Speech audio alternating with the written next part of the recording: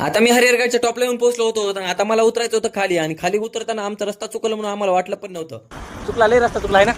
तर आता आम्ही टॉपला येऊन पोहोचलो होतो हरिहरगडाच्या आणि आता उतरायचं होतं आम्हाला खाली. खाली उतरताना एवढं इकडे जाम होईल म्हणून आम्हाला वाटलं पण नव्हतं आणि तितके ते आपल्याला माकडे इकडे परेशान करू लागले आणि कितीक वेळानंतर एक खरा एक माकड वरती आला. आता कुठं मनाला बरं वाटलं लागलं आणि थोडं थोडं आम्ही समोर जाऊ लागलो. आता मी गडबडीने मोबाईल खाली ठेवून दिला आणि मग डायरेक्ट महादरवाजापाशी आणि तिथून का सोपं होतं का व्हिडिओ करणं. आमचं उतरायचंच खरं वाटणं गेलं. कसं बस आम्ही खाली उतरलो होतो आता कुठं बरं वाटलं लागलं आणि त्याला व्ह्यू बघून तर आम्ही शॉकच झालो. आणि आता मी पुढे जाऊ लागलो आणि पुढे जाताना आमचा रस्ता चुकलो म्हणून आम्हाला वाटलं पण नव्हतं. आता विषय काय झाला माहितीये का, एकतर आम्ही सकाळी सकाळी गड चढला होता त्यामुळे आम्हाला रस्त्याचा काय मेळ लागला गेला. त्यासाठी आम्ही ह्या साईडला येऊन पोहोचलो होतो ना. इथून आम्हाला पलीकडल्या साईडला जायचं होतं आणि आम्हाला रस्त्यात अजून पण मेळ लागत नव्हता. हे काका आले आणि काकाने सांगितलं म्हणून बरं झालं बरं का. चुकला लय रस्ता चुकला आहे ना.